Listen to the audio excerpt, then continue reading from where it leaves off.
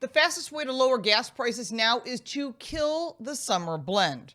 Now, Washington finally did something that actually helps drivers at the pump, but really only about halfway. The Environmental Protection Agency, or the EPA, issued a temporary waiver allowing the sale of E15 gasoline and no summer blended gasolines this summer. This is good news, cutting through its own seasonal fuel rules that increase gasoline prices. You may have seen that in the past, the winter blend and the summer blend, and then while there's a delay and they mix the blends, the price of gasoline goes up. Well, that's out the door right now. This is in response to rising gas prices. It's a move being framed as an emergency relief tied to the global instability of gasoline and the Iran conflict. That's true, but it also exposes a much bigger truth policymakers don't want to admit. The system itself is broken. For years, drivers have been forced to pay more at the pump because of a patchwork of seasonal fuel mandates that make gasoline more expensive to produce, harder to distribute, and less flexible in times of crisis. Every spring, refiners switch to summer blended gasoline, formulated to reduce evaporative emissions in warmer weather. That switch isn't free. It tightens supply, increases refining costs, and like clockwork, pushes the prices higher just in time for the summer driving season. And now that prices have spiked, the same government that created the problem steps in for a temporary waiver to fix it. We need a permanent waiver. And this has been happening for decades, and no past administration has changed this expensive EPA rule. Is this damage control? Maybe, but new cars can handle one blend, not this expensive switch back and forth, because you pay for that at the pump. The 20-day waiver starts May 1st and allows a broader sale of E15 gasoline. It's 15% ethanol, the rest is gasoline. The 20-day waiver starts May 1st and allows for broader sales of E15. That's gasoline that's 15% ethanol. What you're seeing at the pump right now is 10%. Don't freak out. What it says inside your gasoline door is what you should be running. Your vehicle will run fine, although I prefer E10. Actually, I prefer E0, zero ethanol, but we don't have that option unless you find that proper gas station, and you will pay more. I'm not a fan of E15, as many engines and car manufacturers know that it causes engine problems. The justification is simple though, increasing supply, giving consumers more choices, and bringing prices down. Even the modest estimates suggest a reduction of several cents per gallon, with some projections as high as 40 cents in certain markets, makes a big difference. Why are we using ethanol at all? Well, it increases the octane rating. E15 will run fine in your car, although many manufacturers prefer E10. This is a much bigger conversation, and this is an uncomfortable conversation that Washington really doesn't want to have, because they're trying to make farmers happy with ethanol, which is based off of corn, but we also want to make consumers happy with making gasoline prices lower, and all of this has evolved into the summer and winter blend and switching up this ethanol blend. So right now you'll probably see E10 at the pump. You will see E15. Don't freak out. Use the proper octane rating for your vehicle. That is the smartest choice. Summer blends are tied to the EPA environmental regulations around fuel volatility, specifically what they call the Reid vapor pressure. The idea is to reduce smog during hotter months.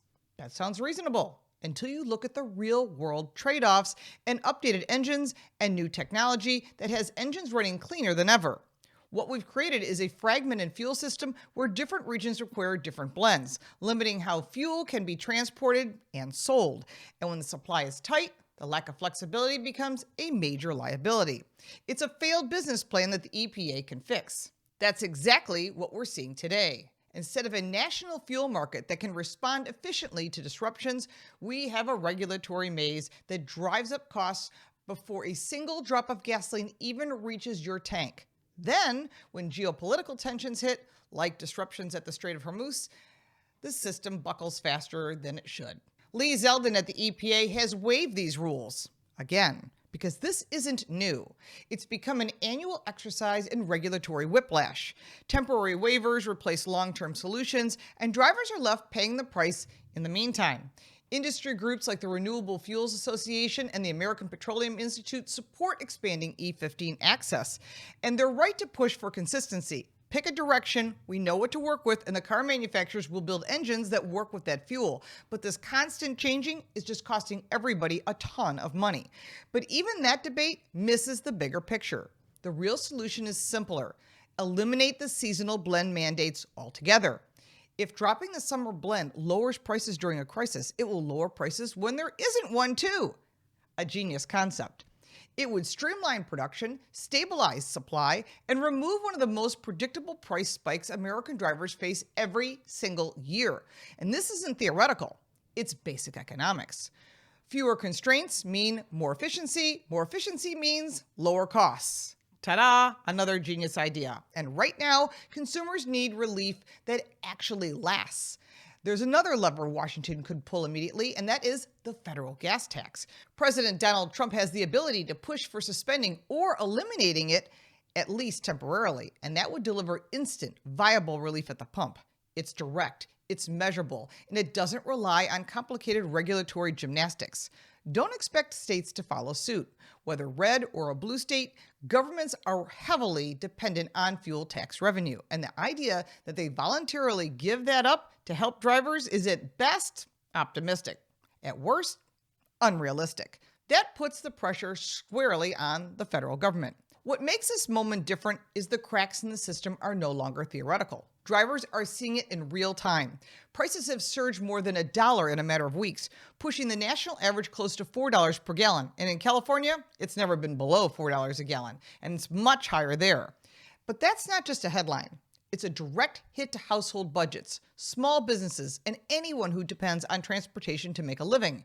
And yet, instead of addressing the structural issues, Washington keeps reaching for temporary fixes. The irony here is hard to ignore. The same regulations designed to manage emissions are now being suspended to manage affordability. That contradiction should spark a serious reassessment of whether the current approach is working, not just environmentally, but economically, because right now, it isn't. And drivers don't need any short-term waiver that expires in a few weeks. They don't need policy uncertainty that changes with the calendar. They need a stable, predictable fuel market that doesn't artificially inflate prices every summer and then again in the winter. And eliminating seasonal fuel blends would be a strong start. Expanding access to E15 year-round? That might be a great idea. It would certainly help. And reducing or suspending federal gas taxes would provide immediate relief. And people would be happy with that. None of these ideas are radical. What's radical is continuing to defend a system that clearly isn't serving consumers. Again, the definition of insanity, and here we are doing the same thing over and over again. This is one of those rare moments where the solution is staring policymakers in the face. The EPA just proved that loosening restrictions can lower costs. The only question now is whether Washington is willing to make that relief permanent, or if drivers will once again be stuck waiting for the next emergency to get a break. Because if there's one thing Americans are tired of, it's temporary solutions to permanent problems. And this is one problem that's been costing you money for far too long. If you like this video, give it a like and subscribe for more videos like this, and check out our car review channel, Car Smarts. You can support me by buying me a cup of coffee, and if you want even more content, check out the links in the description. I'm Lauren Fix. Thank you so much for watching.